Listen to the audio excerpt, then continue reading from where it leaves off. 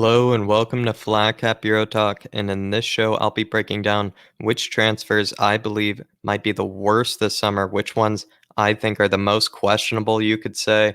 But without further ado, let's crack into them. I really do hope you guys can give me which suggestions you think, which ones are, I'm missing, which ones I probably didn't consider, which ones that you think are even, worse for the clubs that made the deal. I'd love to know what you guys are thinking about some of the deals outside of the Premier League, even, that you might think not be good for certain clubs. Would definitely be interested. Number five, this one I think it is a bit questionable, which is precisely why I would love a bit of advice from you guys, the Flat Cap Army is. Number five, I went with Josh Sargent. It's just a player that I kind of just don't necessarily rate too much. He's been in the Bundesliga for some time. He's still quite young, 21 years old. I think still has decent potential. I mean, he's been in Europe's top five leagues and has had plenty of experience in the Bundesliga for some time.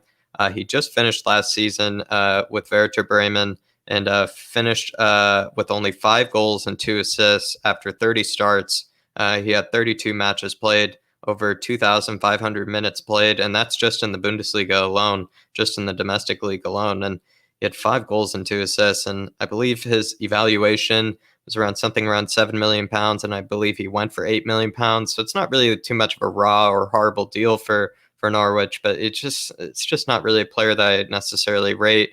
And do I think that he'll be the guy that single handedly keep them up, in the Premier League? No. Do I think he could be a replacement to what Timo Pukki did for them before? No. It's not a horrible signing in any way whatsoever, but I'm also just not super excited about it. He could actually come through maybe in the Premier League, but yeah, I don't really rate him too much. But I'd be happy to hear different, especially any Josh Sargent fans. Be happy to know different, just because I did struggle to come up with the number five. But number four, it's going to be Daniel James. Daniel James, I do envision doing quite well at Leeds United. They're very interested in him, obviously, before. But it just felt like they overpaid for him. His valuation was around £16.2 million, and they paid around £26.19 million, £27 million, according to Transfermarkt. So it's just a bit of an overpayment, if you ask me. A lot of these transfers, I'll pick out just simply because of the pandemic. With the pandemic, there were a lot of better deals out there. There were a lot of, you could say, even just better players for better money, considering some of the deals that were out there.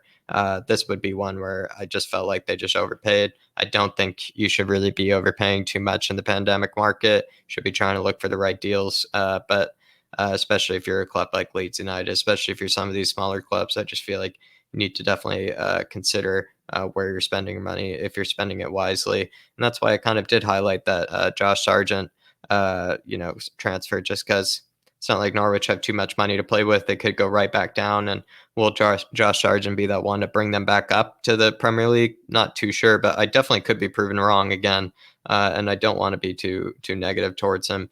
In the case of Daniel James, again, it's just, can he really be the person that Leeds really need this season? They already have Jack Harrison, Rafinha.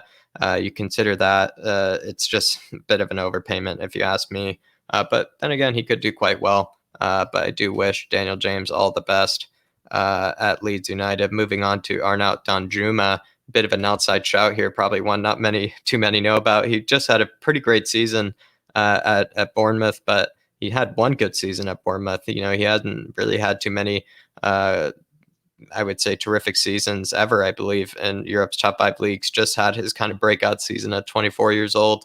And for some strange reason, Unai Emery and Villarreal bought him for 21.15 million, and his valuation was only around 13.5 million pounds. And Transfermarkt says the fee that Villarreal bought him for was around 21.15 million from Bournemouth. Great deal for Bournemouth. I think that's great business.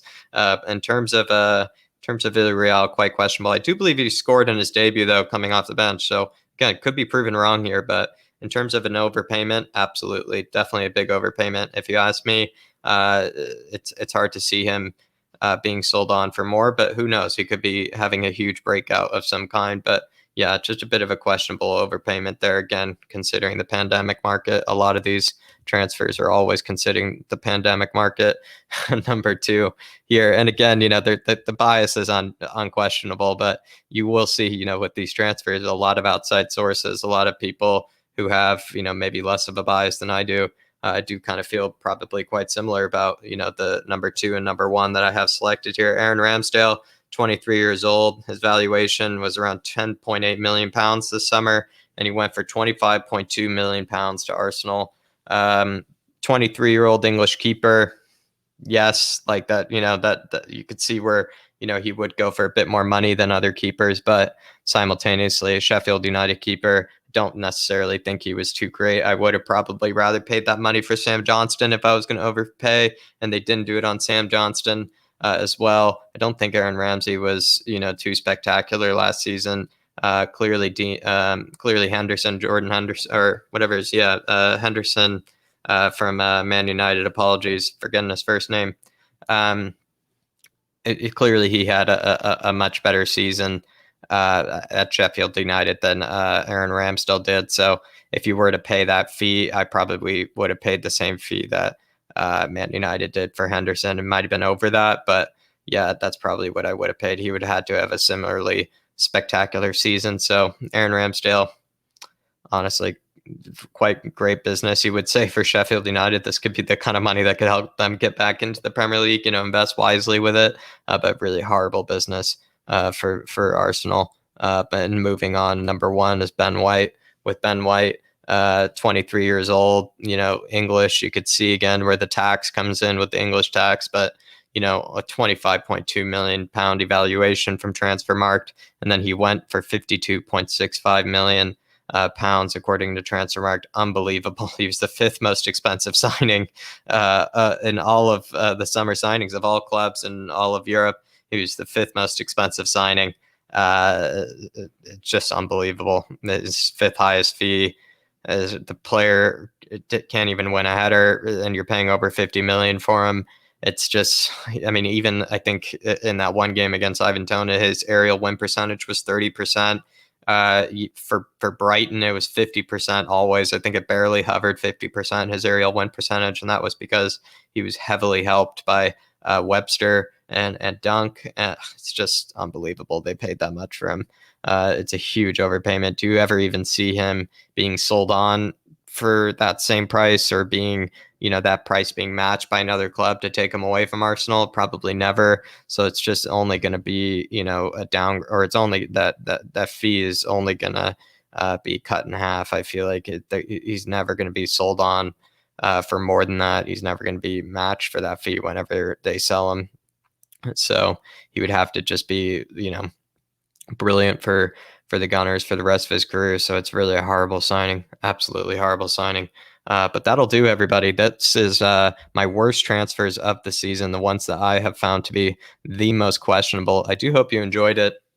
I kind of made this up pretty quickly. That's why I was a bit unsure about my number 5 inclusion of Josh Sargent. But do let me know which ones that you feel like I missed out on, which ones that you feel like were pretty raw deals, pretty bad deals themselves. But that'll be all for now. I will be seeing you guys in the comments later. Please like, subscribe, and I'll be seeing you later on the Irish Hotspur.